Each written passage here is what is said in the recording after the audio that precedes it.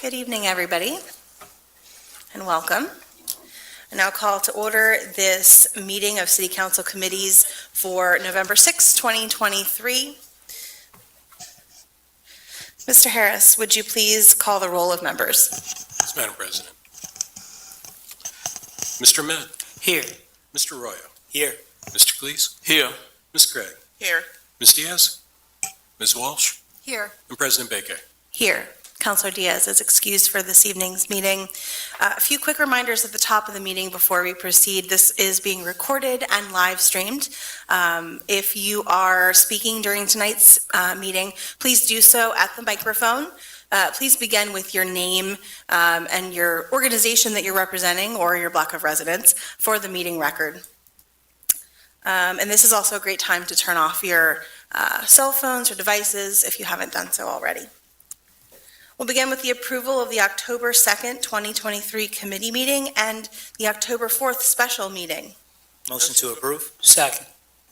We have a motion and a second. Are there any council comments on those meeting minutes? Hearing none, Mr. Harris. Mr. Ahmed. Aye. Mr. Arroyo. Aye. Mr. Cleese. Aye. Ms. Gregg. Aye. Ms. Walsh. Aye. And President Baker. Aye. Thank you. We now go to the Personnel Committee and Councilor Calixte. Thank you, Madam President. The Personnel Committee has 9 items for the agenda tonight. And the first item is the nomination of Ryan Keats to the Downtown Investment District Authority. Is Mr. Keats with us? Would you please come forward, come to the podium, and please introduce yourself to council and tell us why you want to serve on the board, please. Hi, I'm Ryan Keats from Fox Duck downtown. I don't know if you're familiar with it. The reason I want to join the DID, David H.O. was able to explain a lot of what the DID does for the downtown. It was mind-blowing what the amount of work that it takes to make the city beautiful. And I think that being a business owner for 8 years now, I've kind of noticed things that I want to do, things that I can do to help, and I just want to be a part of the team that makes that happen. So that's why I would like to be on the DID. Thank you. Any questions or comments from members of the committee?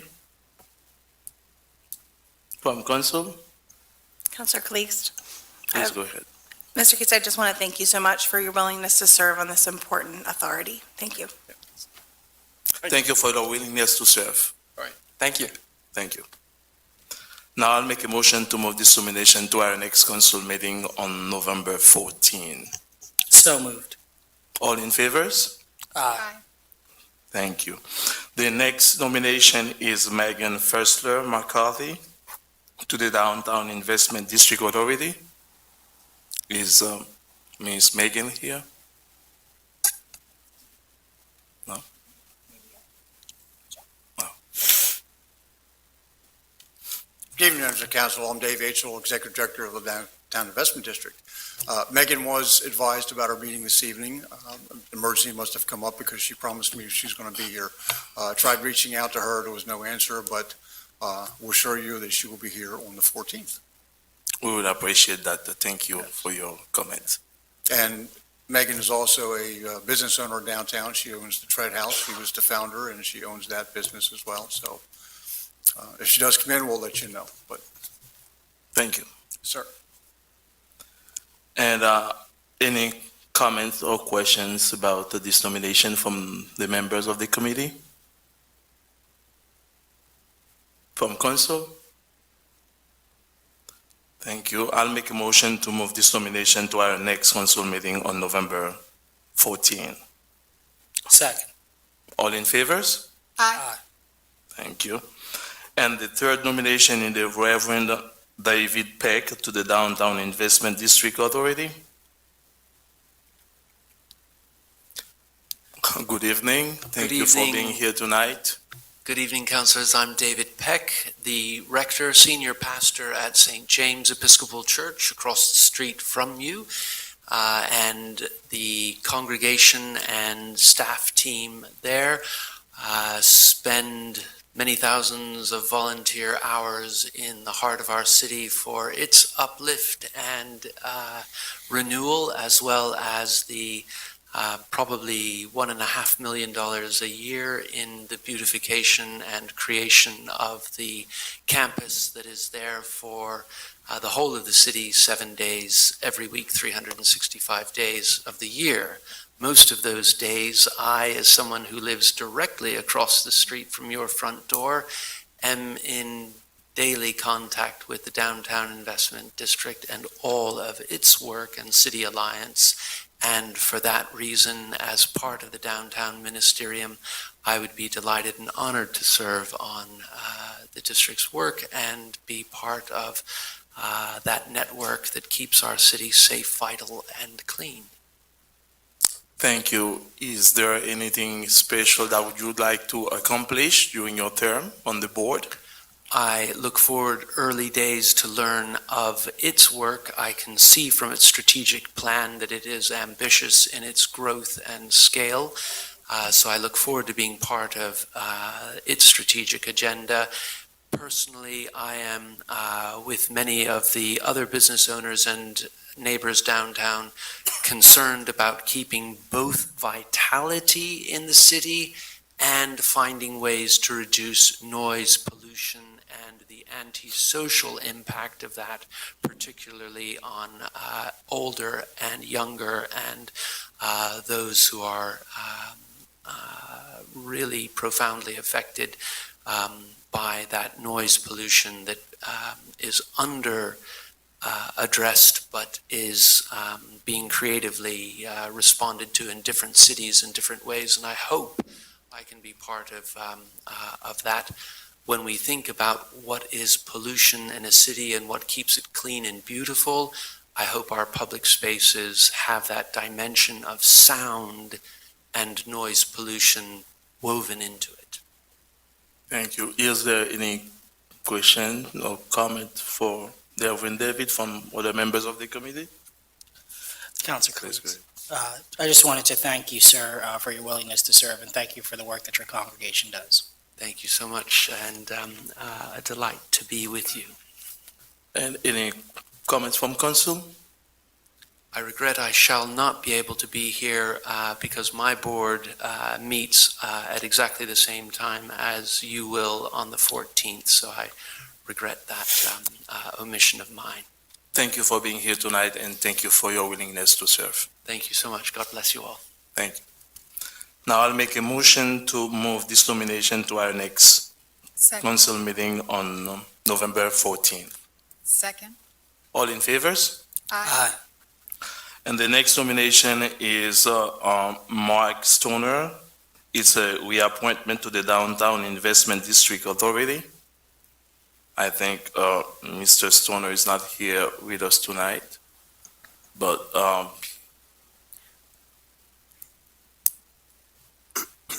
Yes, good evening again.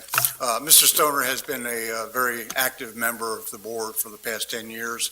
He wants to continue his role and keep the downtown moving forward, so he would like to spend another term with the DID board.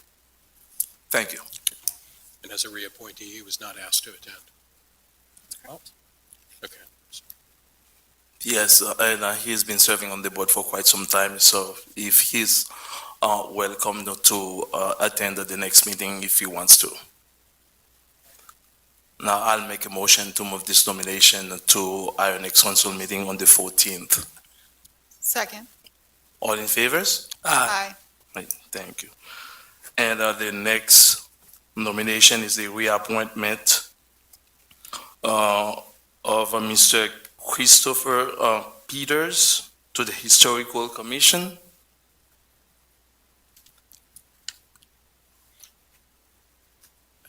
Since it's a reappointment, I think Mr. Christopher is not here with us.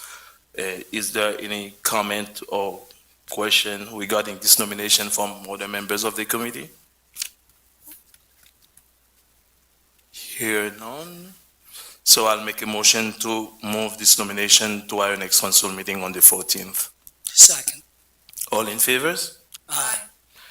And the next nomination is also a reappointment of Donald Main. No. The next nomination is Steve Funk, Mr. Steve Funk to the Historical Commission. No. Okay. And it's a reappointment. He's been serving on the board for quite some time. Is there any comment or question regarding this nomination from the committee? From council? Councilor Calixte, if I may, just to reiterate, these reappointments, you mentioned that Mr. Peters and Mr. Funk have been serving for quite some time, and I just want to take a moment as part of this meeting to thank them for that service. They have a lot of institutional knowledge on on this particular commission, so they are very valuable members of that commission, and they should be reappointed. Thank you. Thank you, Madam President, for your comment. So I'll make a motion to move this nomination, the nomination of Christopher Peters to the Historical Commission, and to move this nomination to our next council meeting. Sorry, Steve, Mr. Funk. I'm sorry, the reappointment is Steve Funk rather than We Mr. were on Peters. Steve. We've already done Mr. Peters. Thank you. So I'll make a motion to move the nomination of Steve Funk to our next council meeting. Second.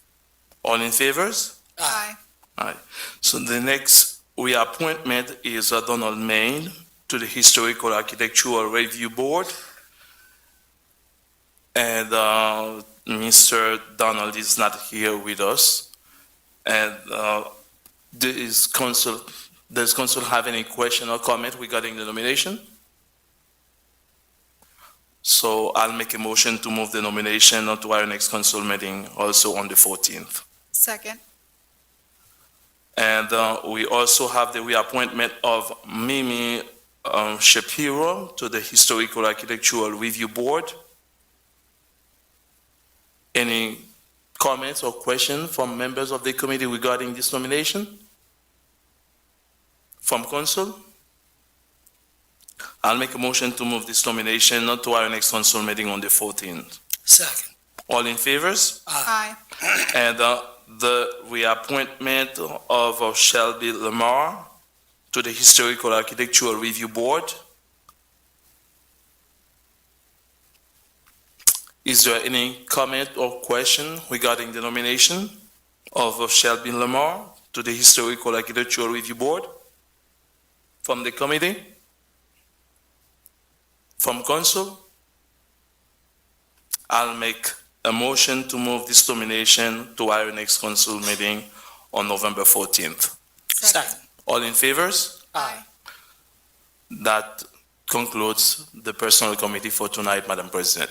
Thank you very much, Councilor Calixte and members of the committee. Want to reiterate how important it is that we have these all-volunteer boards, commissions, authorities in our city. There are dozens, if not over 100, community members volunteering on these really important bodies every day, and we thank them. The next committee is the Public Works Committee, and Councilor Walsh. Thank you, Council President. We have one item on the agenda this evening, and that's a Lancaster Bikes Coalition presentation. And I believe we have Mr. Paulson, who is going to come give a summarization of the report, and then we can ask questions. Good evening, members of council. It's a pleasure to be here once again to give a report for Lancaster Bikes Coalition. We are a nonprofit corporation. We've been incorporated since 2018, although we started probably about 2011 as a separate coalition. Our members are all volunteers who mostly live in the city, but not all of us. And this last year, we've been very busy.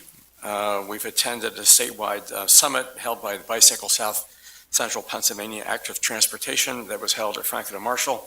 And one of our members, Adriana Atencio, was a presenter at that. We have volunteered at various events, one held by Santa's Spokes when they were giving away bicycles prior to Christmas, and also at the event sponsored by Representative Mike Strilla at Barnstormer Stadium, and also an event in Lancaster Township sponsored by Representative Ismail Smith Waddell.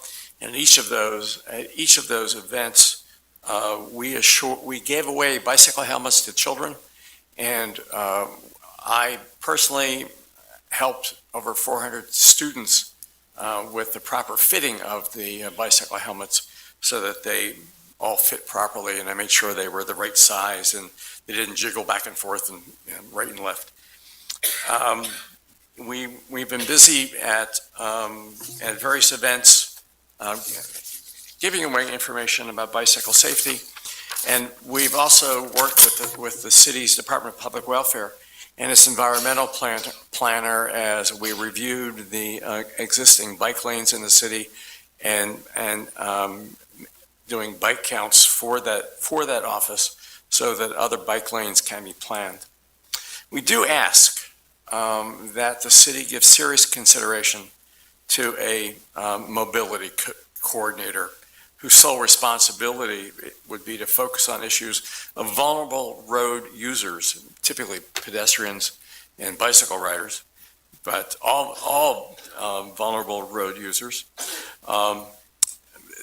That person can assist your council in making sure the city's Vision Zero plan is implemented and enforced.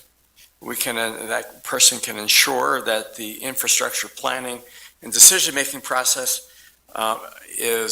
includes bicycle and pedestrian communities. That person can attend the City Traffic Commission and on behalf of the bike and pedestrian communities, they can continue to represent those of us who are vulnerable road users. And I say those of us because when I retired from State Representative Mike Strella's office as his chief of staff, I gave up my car. And so I get around the city by bicycle. I use my wife's when I have to go shopping for food, but otherwise I get around the city by bicycle. And even though after our last conversation, I met with 3 of the platoons from the city police department to discuss the bicycle laws and their enforcement here in the city, I'm still concerned, and those of us who ride bicycles are still concerned that there are a number of drivers, automobile drivers, who are not as receptive in the way that we who use bicycles would like them to be. I will say that after I had this report typed and sent to you, I did notice one of the city policemen giving a ticket to a person who was parked in the bike lane, and we laughed about it, and I congratulated him for doing that. We are concerned that there are still people who park in the restricted areas, and there are still people who decide that bicycle riders and pedestrians are targets, and we would like to see that end. So whatever emphasis we can give to our police department to enforce the traffic laws, and knowing that bicycles are considered as vehicles under the vehicle code, that bicycle riders be treated with the same amount of respect or attention that four-wheeled motorized vehicles get. We would like to see that happen here in the city. I'll be happy to take any questions. Mr. Paulson, just one question. In addition to enforcement, is there any other challenges you see in the creation of making Lancaster more bike-friendly? Well, I think that I really think that it needs to that needs to be a matter that is brought to the general public, and whether it's in advertising for our visitors or for our neighborhoods, or for the students who are at our schools and riding back and forth by bicycle. I think it's important that they understand that bicyclists are affected by and impacted by the vehicle code just like anybody else. And so I sit on my front porch and I go nuts when I see kids going the wrong way by bicycles, because I live in a one-way street. And I think that if there are police officers who see it, they do need to enforce the law. I do think that we need to give more attention to bicycle safety in the schools. And I myself am a teacher of bicycling at Lancaster Friends School. And I think I've done a lot in terms of helping first graders through eighth graders learn not only what the law is, but how to interact with other. I've taught them about safety, and I've taught them about etiquette while riding a bike and dealing with other people on the streets. We are concerned about the lack of etiquette about people who are impeding traffic, and we would like to see the police enforce the vehicle code. I mean, we are vehicles, and I can't say that I'm entitled to any special consideration because I'm a vulnerable road user. I'm a driver of a vehicle, and I think that everyone ought to understand that. And one of the things that we do as we talk with parents at various events like Representative Strilla's thing at the stadium, is we talk to the parents and we give them written materials that clearly make it clear that bicycle riders are subject to law enforcement like any vehicle driver is. So I'd be happy to talk to the police once again, and I'm pretty sure it was the mayor who instigated that. Be happy to do it again. I know he didn't hit everyone because one of the platoons did not schedule a time with me, but and we are doing that kind of outreach to the township police departments as well. We started as Lancaster City centric, and now we have people from as far away as Elizabethtown who are part of the organization, and so we are moving to work with police departments outside the city as well. Great. Thank you for answering the question. Are there any other questions from committee members or council as a whole? Thank you, Councillor. Thank you for the presentation. What can you tell us about the success of this program, Lancaster Bikes, for the community? Well, I think our biggest partner is Commonweal and Lancaster General Hospital. And for some reason, Lancaster General Hospital seems to have an endless supply of bicycle helmets. And this past year, we've given away at least 400, maybe 500 bicycle helmets to kids. And each time, and as we give them away, we fit them. I mean, they're having a helmet that goes lopsided when you wear it, or like, front and back, and it's not properly fit, doesn't do the trick. I myself had an injury about 2 months ago, and I came away with a giant hematoma over my eye. But it's where I hit my helmet, not where I hit the street. If I hit the street without a helmet, I wouldn't be here. And I can see that's happened to me a couple of times. The reason why I had an accident was because I was avoiding a pedestrian on the sidewalk at 7 o'clock in the morning, and the conditions weren't good. But I think that what we teach kids is wear your helmet. What we would like to see and what we teach adults who have kids is follow the law. Make sure the kids are going if there's one way, they got to go one way. When it comes to stop signs and red lights, they've got to stop. And that's part of being a good citizen. And I think that it's important that if Lancaster is going to be a truly friendly place, it's going to be a friendly place to vulnerable road users too. And we are as much responsible for making sure that the road conditions are safe and friendly for the vehicles and pedestrians. And so we have as much responsibility as an auto driver does. And so part of our public efforts are to make that clear to bicycle riders as well. Now, sometimes that doesn't stick with a 12-year-old or a 13-year-old who wants to do wheelies going down Queen Street at 6 o'clock at night. But we're doing our best. Any further? Thank you. Thank you, Councilor Walsh. Not a problem. Any other questions from council? No? Great. Thank you so much for the presentation and the information that you shared this evening. Thank you. Thank you very much, Councilor Walsh. Our next committee is Community Planning, and I did fail to make one quick announcement at the top of the meeting, so I will make it here as it pertains to the Community Planning agenda. The Community Action Partnership and Church World Services withdrew their request for local shares account applications. So items 7 and 8 on the agenda, resolutions 85 and 86, are not going to be discussed this evening, and we will renumber other items for those numbers. So stay tuned for that. And Councilor Craig, thank you. Thank you, Council President.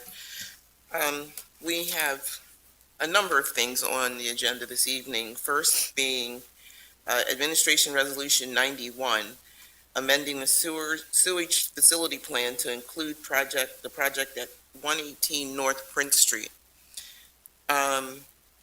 Since I don't see anybody here to speak to that, we've done several of these, and the basis for doing them is the Pennsylvania Department of Environmental Protection requires the municipality to adopt an official sewage plan facilities, providing for services adequate to prevent contamination in the environment, health hazards with sewage waste, and to amend when necessary to assure there is adequate sewage disposal. I don't have anything to add to that, but it's not a whole lot different than some of the other sewage plan amends that we do. Are there any questions from the committee? Any questions from the public? Hearing none, I'll make a motion to move this to full council on the 14th. So moved. All those in favor? Aye. All right. Okay, and now we're going to get into the local shares accounts. So, I don't know if anybody's here to speak to that, and I don't see anyone. So, let me give you a brief overview of what it is and the city's role in that. These are state grant funds coming from gaming dollars. Lancaster County was first. Grants Administrator Jen Orontes is here if you'd like to have her address the process. Let me put my glasses on so I can hear you. I'm sorry. The City Grants Administrator Jen Orontes is here, who's been Okay, very good. shepherding the local shares account grants through. If you'd like to have her address the process. Very nicely. Hi there, how are you? Hi, good. How are you? You can go ahead and continue if you want to, and I can step in with details or. The floor is all yours. Perfect. So it is a state-run program. It's state gaming funds. This is in conjunction with the program that was also presented at last council committee meeting. So there's not too much to add on our end. Not much has changed, but I think Councilor Craig, you asked last time about the total funds that PA was going to be awarded through this program. So it's about $200 million that's going towards funding programs. So the majority of the programs and projects that are applicable for this grant program are renovations. So Any project that is for a renovation of an owned property is acceptable. I know a question that came up last time too was how about leases, and if anyone with a lease in a property could pursue these funds, and they cannot. It has to be owned by the property owner. So part of what's going to be coming on later is the city's application for this, which is sidewalks will be owned by the municipality, so we are able to apply. Yeah, I don't know if you have any other questions on Great. that end. Are there any questions from the committee for this young person? No? Okay. I don't have any further questions at this time. Okay. Thank you so much. So what I would like to do is I think all the applicants are here, and most of the applicants are here. And if I could have the applicants come and speak, give us a brief 3-minute overview of what your project is going to be, and be available to answer questions that some folks may have. And first, we will start with, and I know these resolutions are going to be renumbered, Administration Resolution Number 80, authorizing application for local shares program by the WCA, so sorry. Good evening, council members. I'm Stacy Blake, the CEO at YWCA Lancaster. I want to start by saying the city has been the strongest supporter of our rehabilitation efforts to date, and I am just so grateful for that ongoing support. You may recall that our project, Y Forward, has a couple parts. One part is to add 16 low-income housing units within our building at the corner of Orange and Lime. This other part is to build out that ground floor that previously had a swimming pool into usable office space, meeting space, particularly for our sexual assault prevention and counseling center. This request specifically, $694,776, is to add a ground level entrance from Orange Street into the building. You may recall the beautiful curved stairs that we have on our Orange Street side. We will build an entry under those stairs that will be ground level, accessible for folks using chairs or other mobility devices. And it will enable a more private entrance to the building for folks who are coming for counseling and so forth. I would be remiss if I didn't also mention, starting earlier this week, November 1st, YWCA as an entity made a commitment that the private pay residents who live with us would not pay more than half of their income for rent. Half is still a lot, but it's less than what our private pay folks had been. Our rent is $593 a month, and even that has been cut by $300 for 6 of our residents because of this new policy. And it is due to community support for our work. And it's really a bold and important step for us, and just one step. And we hope to continue to drive those costs down for the most marginalized women in our community. Thank you. Are there any questions from the committee? Are there any questions from the public?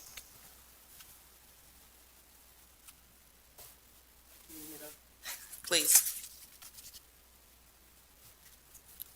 Tim Studer, One United Lancaster. Could you give a project timeline both for this compound and for the Y Forward project as a whole? Thank you for the question. We have completed 2 phases of our project, which included infilling a second-story auditorium and building out 8 initial units. We also completely demolished all of the pool and locker room and paraphernalia on the ground floor to prepare for our next phase. We hope to go to public bid before the end of the year, and then we are prepared to begin construction in the new year as soon as the public bid process has concluded and a contractor has been selected.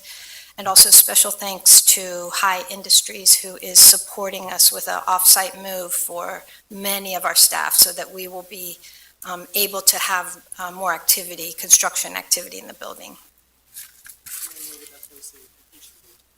Oh, sorry. December 2024 to March 2025, Thank you. estimated completion. Thank you. Are there any further questions from the public? Hearing none, I'll make a motion to move this to full council on the 14th. Second. All those in favor? Aye. Aye. Thank you.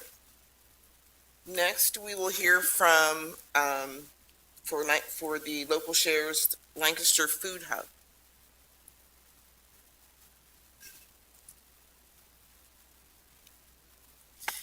Good evening, everyone. My name is Paige McFarling. I'm the Executive Director of the Lancaster County Food Hub. And if I'm not mistaken, this may be our first trip in front of City Council in many decades. And so thank you for having us. If you will give me just a moment for some history, the Lancaster County Food Hub was known for the majority of its history as the Lancaster County Council of Churches. If that rings bells with you, the name was changed in 2020 during COVID, and not everyone is aware of that change. But across the course of that 75-year history, the organization has always sought to provide for basic human needs with free food, free clothing, and free shelter. And we did that both as a matter of our own course and always in close connection with city and county officials so that we could respond to community imperatives as they arose, to crisis situations, to large problems that required solutions. We did that operation for many, many years out of a facility that was about the size of a 3-car garage. And in 2015, the organization wanted to do more and purchased and renovated a 27,000 square foot warehouse. And so more than 100 times over increased the capacity for their ability to provide free food and free clothing. Shelter was limited primarily to winter shelter for women at various locations throughout the community as they arose. In 2021, in partnership with the Homelessness Coalition, we expanded our shelter program pillar. So across the food program, out of the new warehouse, we're serving about 35,000 people a year. Through the clothing bank program, about 12,000 households a year. And then winter shelter for women. Our work in winter shelter was very successful, and year over year, we were able to place 90% of the women into more stable circumstances with our model and our approach.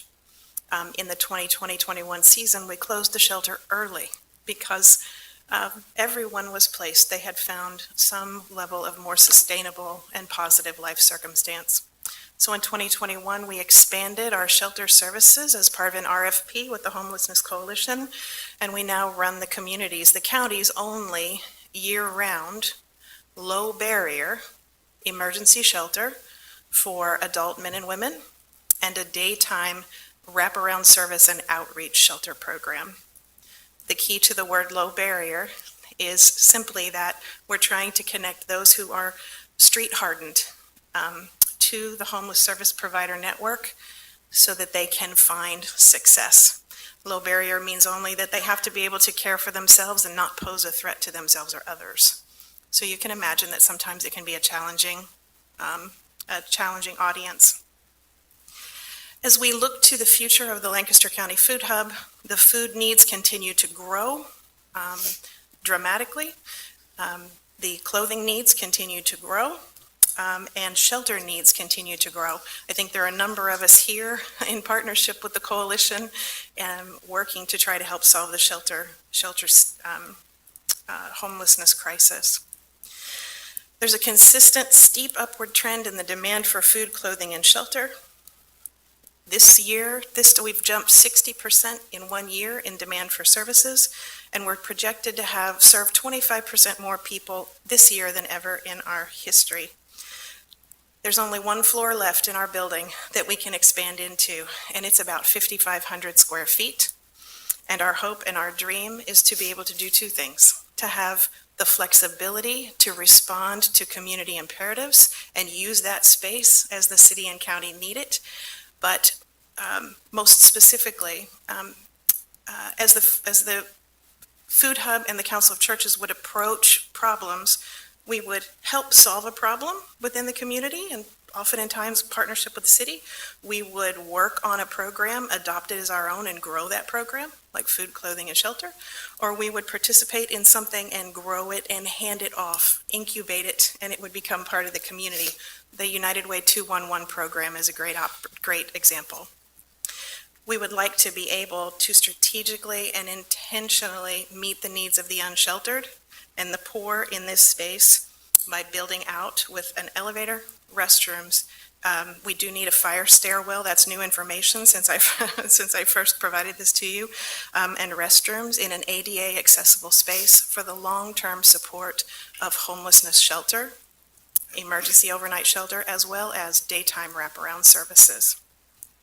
We're located in an area in the city that allows us to serve where poverty and ethnic disparities are the greatest, and our services have proven to be impactful. The building renovation expansion includes the infrastructure necessary to support expansion, to allow us to promote inclusivity and to grow participation and to help people find more stable circumstances by providing for their basic human needs. Shelter being the new committed program for that space. Thank you. And your request, what's the amount of your request?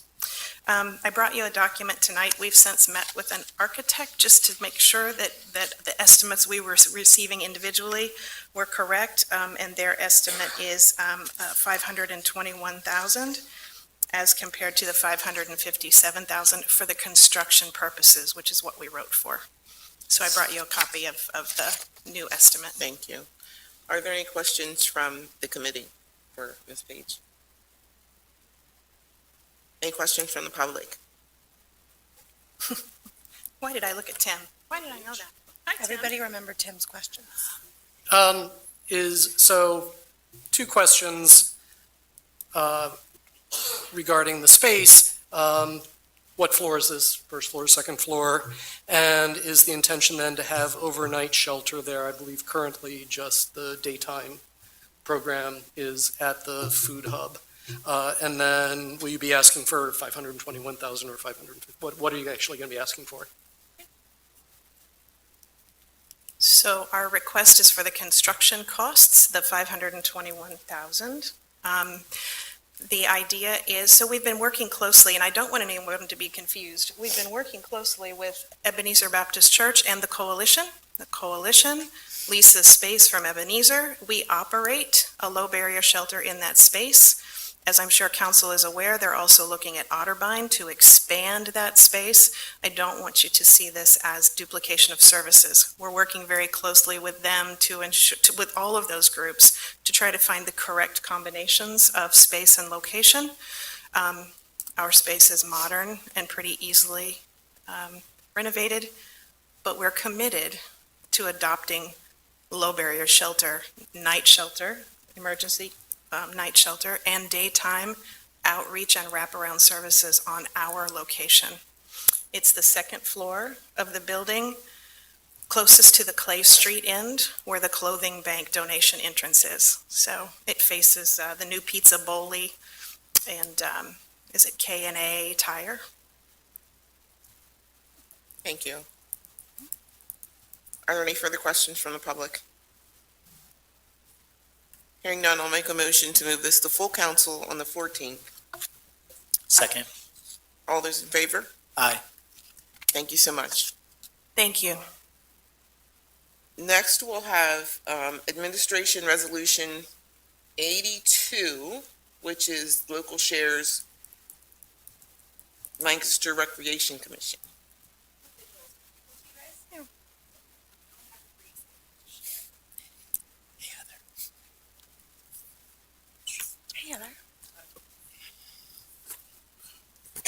Thank you. Thank you.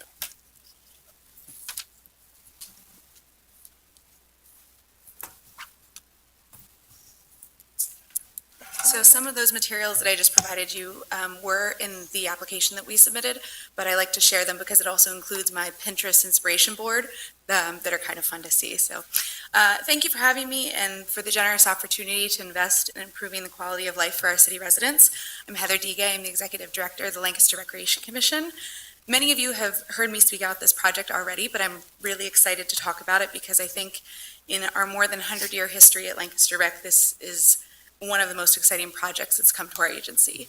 The project will be to renovate Price Elementary School, which is an existing elementary school in the southwest quadrant of the city on Fairview Avenue, and provide an opportunity to transform it into a thriving, dynamic, and purposeful community center. The site is located at 615 Fairview Avenue, right next to our existing rec center. All funding requested from local shares will be used for the construction of the renovation and rehabilitation of the building, as well as planning, consulting, and design costs related to the project. Once renovated, the community center will offer a senior center, health clinic, technology center, yoga and dance studio, mat room, music room, and an art and STEM lab, and be able to provide programming such as technology classes, esports programs, yoga, dance, music and art, cultural programming, and special events. I should note as well is that when we start to embark on the design process, we're very excited to welcome community members to have input on the design for the community center. This space will serve to bring entertainment, enrichment, and joy to our residents. Most importantly, though, as you'll see on the architectural plans, the renovated space will serve as a child care facility, with the goal to serve more than 700 children annually in early childhood education, school-age care, and summer camps. This is a vital resource to improve economic mobility and develop prosperity in our community, as residents need to have safe, reliable, and affordable child care system in the city to support their needs. As identified in the City of Lancaster's comprehensive plan, child care resources are needed in our community to remove barriers for parents as part of our workforce. In addition, we see benefits of investing in child care and education for the children in our community in a two-generation approach. With this investment in renovations for this building, the proposed programs will generate revenue as well for our agency to continue to sustain the facility and keep growing resources for recreation and education in the city. I hope you will consider adopting the official resolution to assist Lancaster Rec in obtaining this grant. Any questions? Thank you. And what is your request? The request is for $1 million. The project overall is anticipated to be between $6 and $10 million. And when do you plan on, when will all this start? A resolution should be coming to you soon from the school district. They're completing their feasibility study and putting together what they are considering the new plans for the location of the new elementary school, primarily that it will sit back off of Fairview Avenue and redirect traffic to Hazel Street instead for the school. So that should be going to the school board soon, then it will come here to City Council to be voted on, and then we'll create a final agreement between the entities for the transition of the property, which will occur in June 2024. Thank you. Are there any questions from the committee? Any questions from council? Any questions from the public?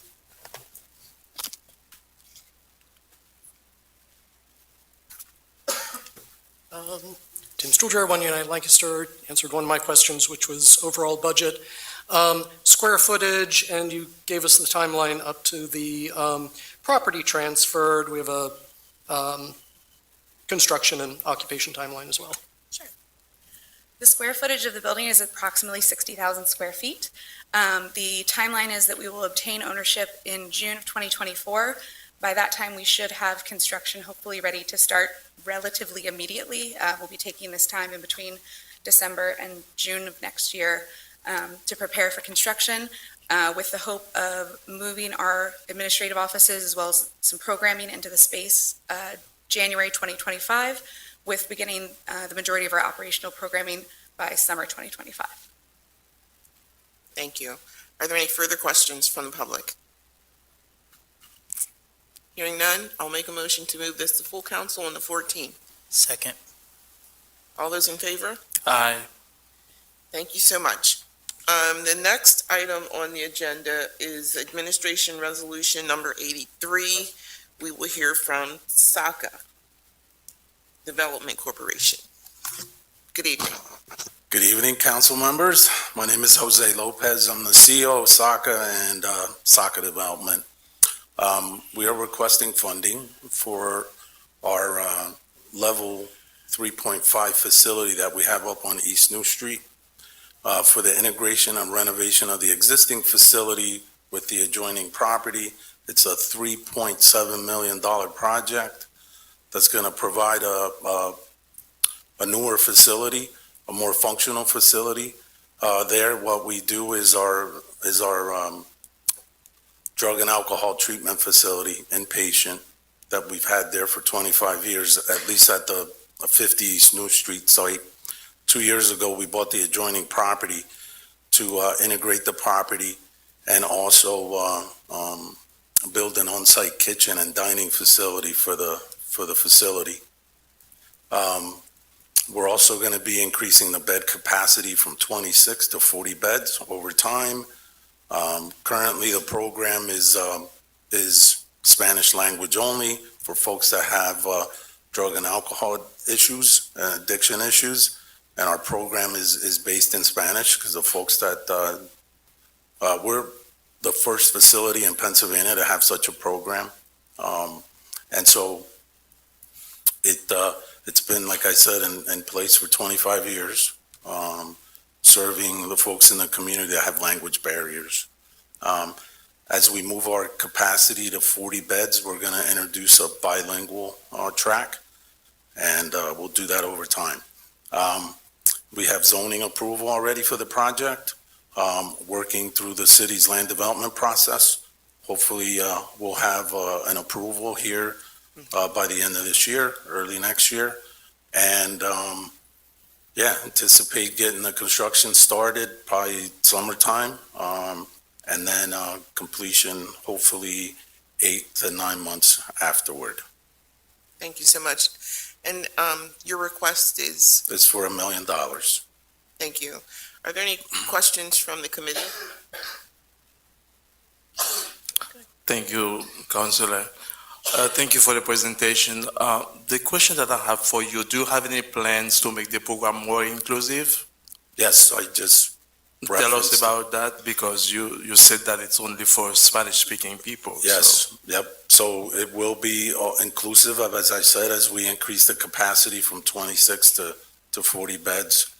We will have a bilingual track or English-only track as well. Thank you. Are there any further questions from the committee? Any questions from the public?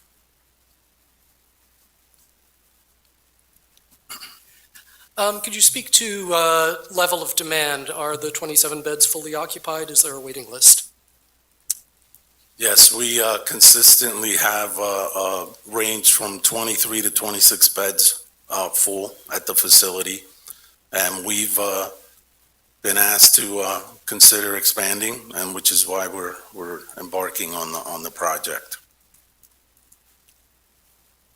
Are there any further questions from the public? Hearing none, I'll make a motion to move this to full council on the 14th. Second. All those in favor? Aye. Thank you. Next, we will hear from Tenfold, Administration Resolution 84. Thank you. Thank you. Can you hear me now? Yes. My name is, I'm going to take this off for my presentation. My name is Phyllis Stacks, and I'm with Tenfold. I'm the Senior Campaign Director. And I just wanted to say one thing to Tim. We've run into him several times, and we are in the quiet phase of this multi-million-dollar capital campaign, and we're trying extremely hard to keep it out of the papers until we've raised 75%. So please just, and then we're going to be doing a huge introduction to the public. So please give everybody else lots of attention.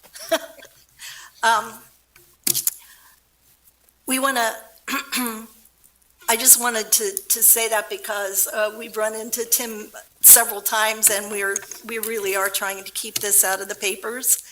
And the only reason for that is because it's a multi-million-dollar capital campaign, and we're running it as a regular capital campaign and would like to raise 75% of the money. And then as soon as we raise that, we'll go into a public phase of the capital campaign, and then we'll be working with the public to raise the rest of the money that we need. So since the money for the local share account might not be approved for about another year, in our proposal, we asked for a range of late-stage project expenses because we're hoping to start this project in this next year, in '24. So our proposal would include flooring, ceiling, tile work, painting, fire safety systems, security cameras, Wi-Fi, commercial refrigeration, laundry machines. To date, we've raised just a little bit short of $5 million that has been either received or committed to our project. And that's including $1 million that we did receive from the city for ARPA funds. And I do want to thank you again for that money. This also includes a recent money that we received from CRIS for $2 million. And we just received a notice of that in October of '23. So that was just last month. We currently have another $2,600,000 worth of proposals that we're waiting for determination, which does not include this request. And we've identified another $3 million worth of places that we're going to be asking for funds. We are working right now with our board, architects and engineers to determine the final goal as much as possible for this project. It looks now like it will be between 10 to 15 million. We should have a number by the end of this year. As soon as we reach the 75% goal, then we will be engaging the public in this public campaign. Tenfold is a merger, I think you all know, but of LHOP and Tabor, and we have over 80 years of combined experience. And we do have a wide base of funders, including foundations, businesses, churches, and individuals who we will be asking all of them to help with this renovation project. Based on the last 3 years during the pandemic, we project that the next 30 years of the TLC shelter, that there would be a minimum of 2,850 individuals in 1,430 households that would successfully exit TLC into permanent housing. And that would be going from homelessness into housing. And there would be many more lives that would be positively affected and changed from being in the TLC program. The building, I think you know, is over 100 years old. The elevator's 90 years old. Some of you have already been there to see it. This is a project that is desperately needed, and we're really proud to bring it to you, that we've already raised $5 million and we're well on our way, and we would like to ask for local share for another $1 million towards this project. Thank you. Are there any questions from the committee? Thank you, Councillor. Thank you for the details about your project. But I'm just a little bit curious. Could you please tell us a little bit more about how being in the paper would affect your fundraising if it is for a good cause? Okay. Say again, I'm sorry. Yeah, could you please tell us why being on the paper would affect your fundraising if it is for a good cause? Yeah. A lot of times with capital campaigns, want to raise 75% of the money. It's called like a quiet phase of the capital campaign. So you go quietly to raise large amounts of the money.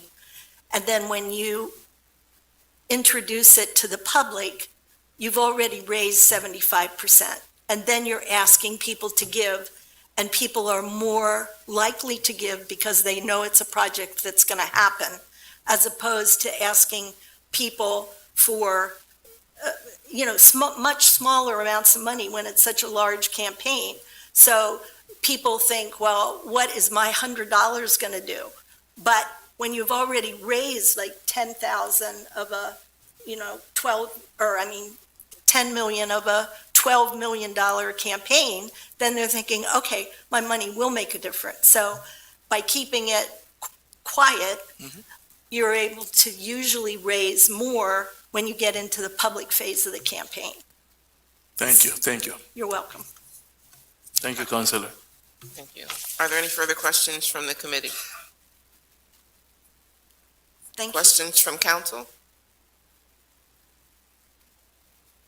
Questions from the public?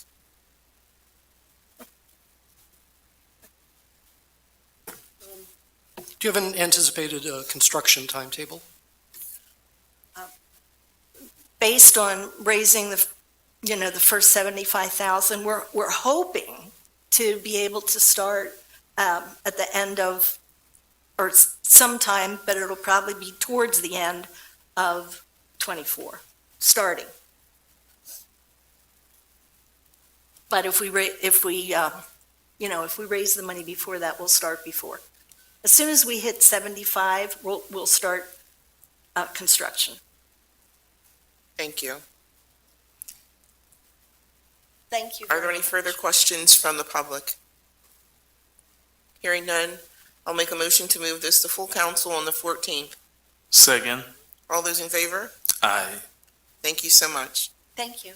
Next, we will hear from Ebenezer Baptist Church, Local Shares Resolution 87.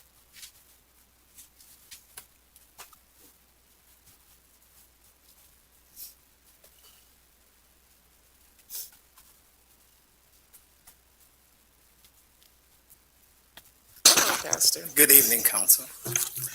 My name is Roland, excuse me, it's been a long day.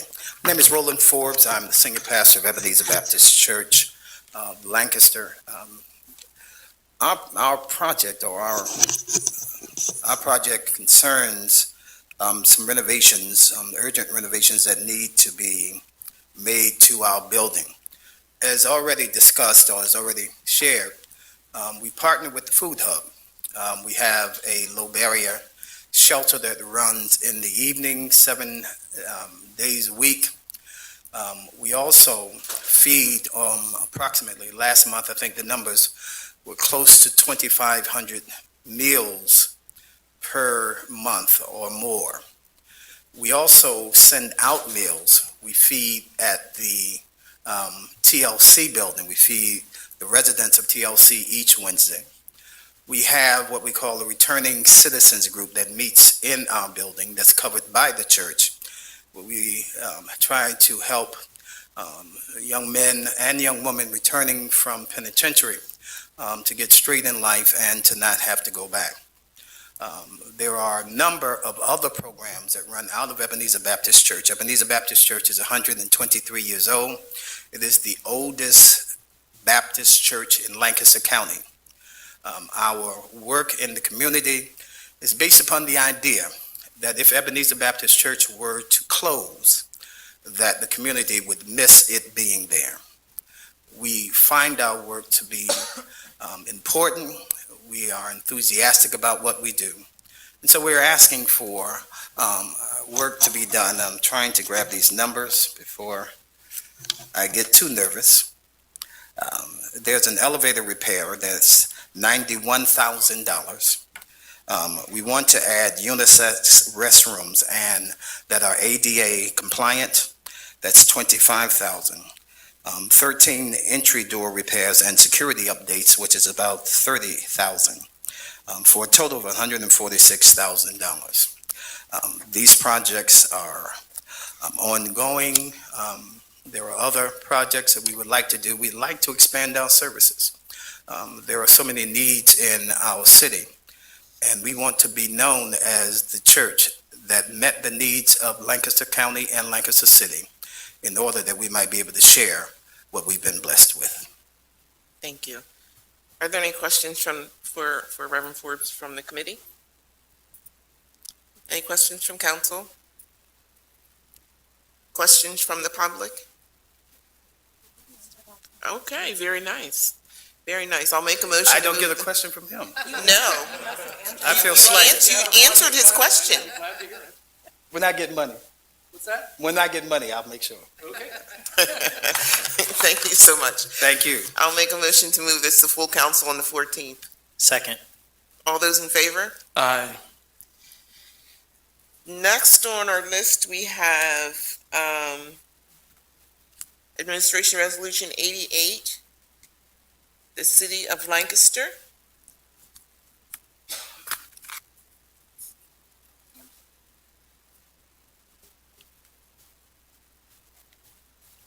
Good evening.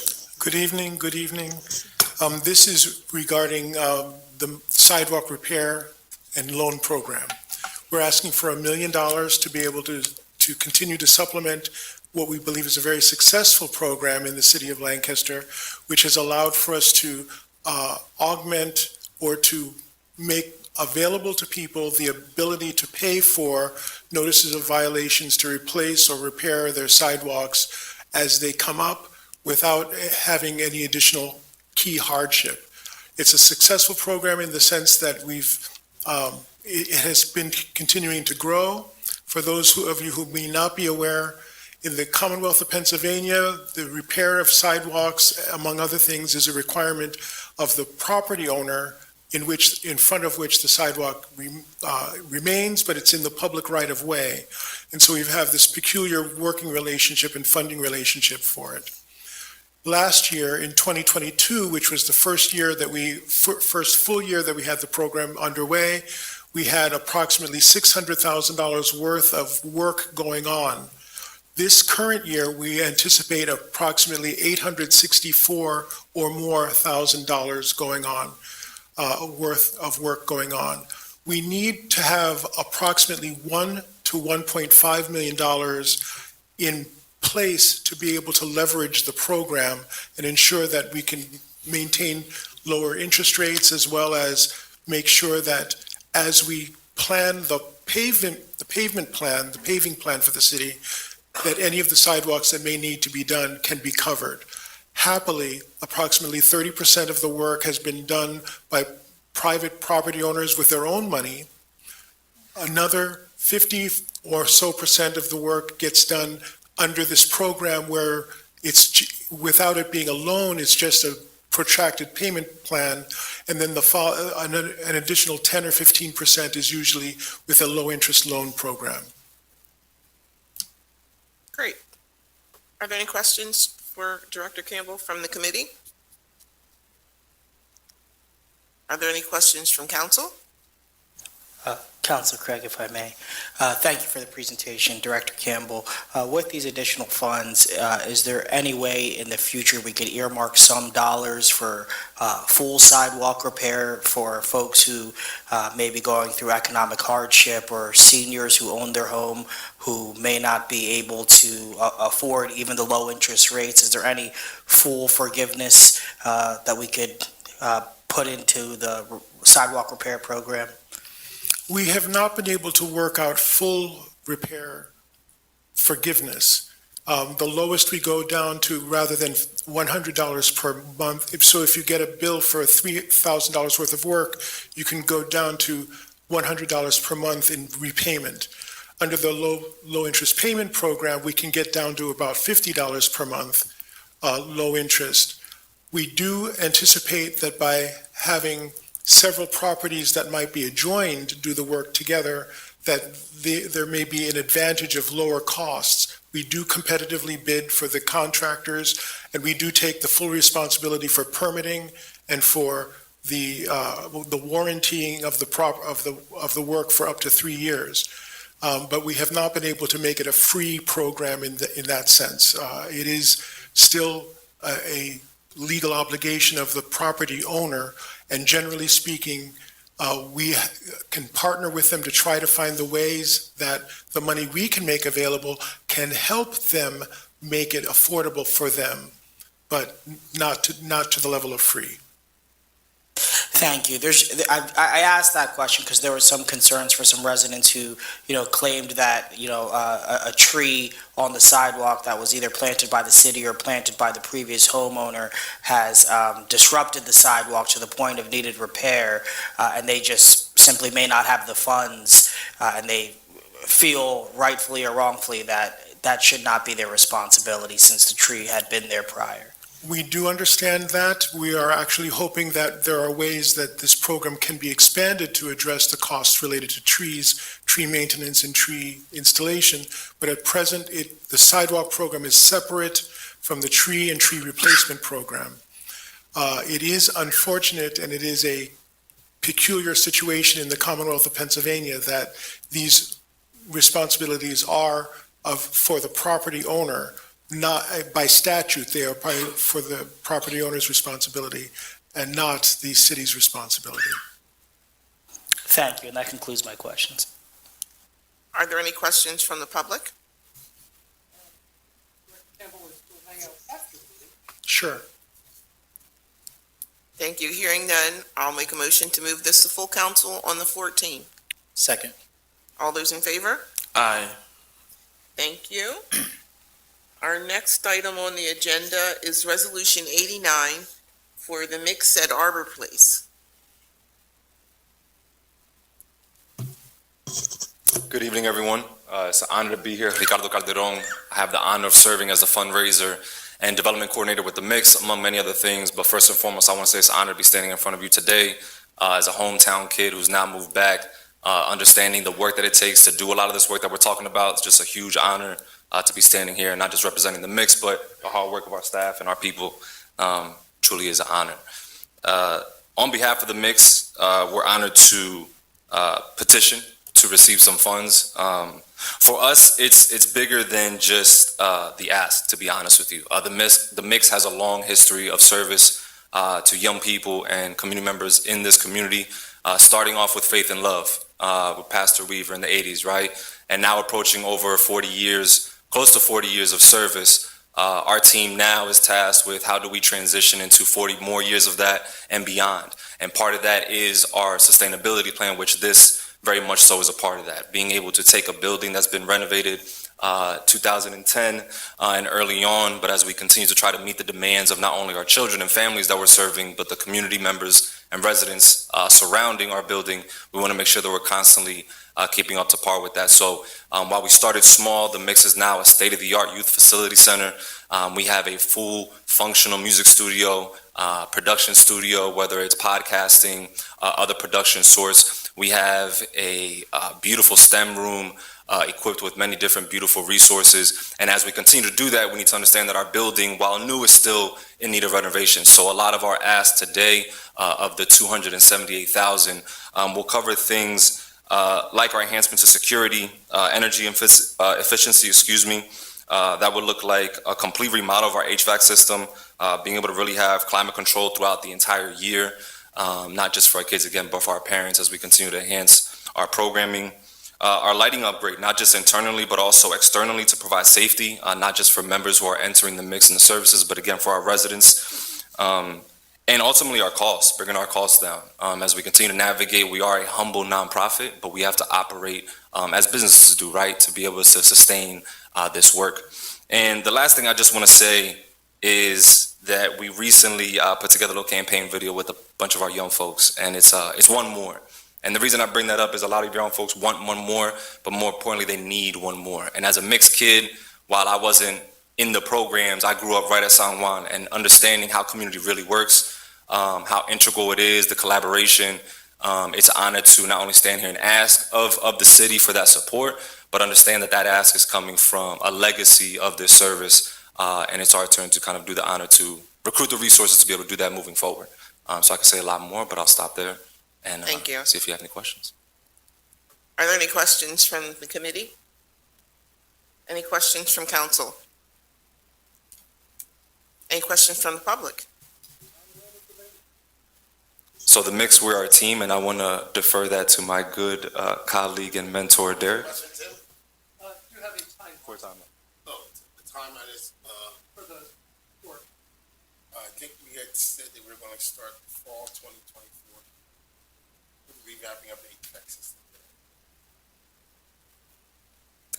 So the question was the timeline, and I heard fall 2024, correct? Start time, yes. Okay, thank you. Appreciate it. If there are no further questions from the public, I'll make a motion to move this to full council on the 14th. Second. All those in favor? Aye. Thank you so much. Last item on the agenda this evening is Administration Resolution Number 90, Local Shares Account Program by United Community Care. Good evening. Thank you so much for the opportunity. We are requesting $500,000 for a new project to renovate our recently purchased property at 234 West Orange Street. This property was formerly the Groff Event Center, and before that, it was the Groff Funeral Home.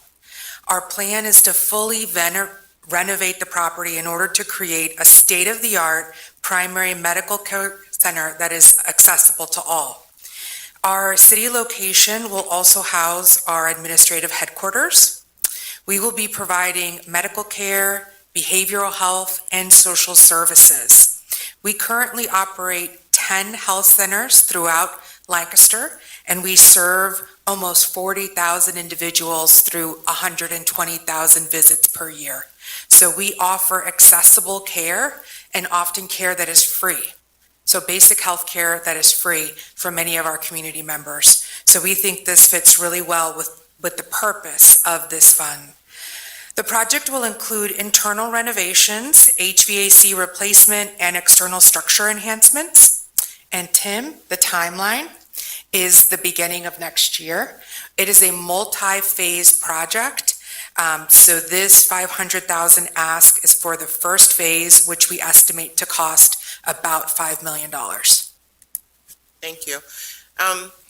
Once the project is started, what is the timeline for completion? So it's a multi-phase project. So the first phase we hope to complete by the end of 2024, and then start the second phase, which we would hope to be done by the end of 2026. And would that bring you to total completion? Yes, ma'am. Perfect. Are there any questions from the committee? Any questions from the rest of the council? Councilor Craig, thank you so much for your presentation. Kind of a logistical question. Would this facility be in addition to your existing facilities in the city, or would this combine or eliminate any other buildings that Union has in operation right now? Thank you, Council President, for the question. So it would allow us to combine two existing facilities. So we currently rent space at on Prince Street, 812 Prince Street. I'm sorry, the echo, I can hear my own voice, and I'm like, is that really what I sound like? Oh, gosh. You're great. So sorry for the distraction. You're fine. So we will be able to leave that. That building is going to get redone. And then we have another location at 802 New Holland Avenue, which is where we provide medical care and obstetrics care, women's health. That facility, we would move from there to West Orange, which is a much more accessible facility for most of our patients. Great, thank you. Thank you. Perfect. Are there any questions from the public? Just could you please, what happens in phase one, what happens in phase two? Great question. So phase one is the second floor of the building, and that is the renovation for administrative offices. And then phase two is the first floor of the building, which will be renovated for state-of-the-art medical, obstetric, behavioral health, and social services. Perfect. Thank you. Any further questions? Would you confirm phase one is 5 million, phase two to be determined? Yes. There you go. Any further questions? Okay, I'll make a motion to move this to, full council on the 14th. Second. All those in favor? Aye. Thank you so much. Thank you. That concludes community planning for this evening. Council President, thank you. Thank you, Councilor Craig, and thank you everyone who made presentations for us this evening. The next item is the Committee of the Whole, in which we have one item to consider this evening. It's Resolution Number 92, 2023. This is authorizing a flag raising at City Hall to mark Dominican Independence Day. This application was submitted by the Dominican Association of Lancaster. It was a timely application within our 120-day timeline. Thank you. The date they requested is February 27th with a backup date of February 28th in case of inclement weather. Any council comments on the resolution?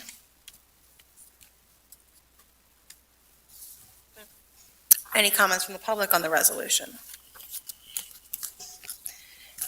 Hearing none, then I will make a motion that we move this to our full council meeting on November 14th. Second.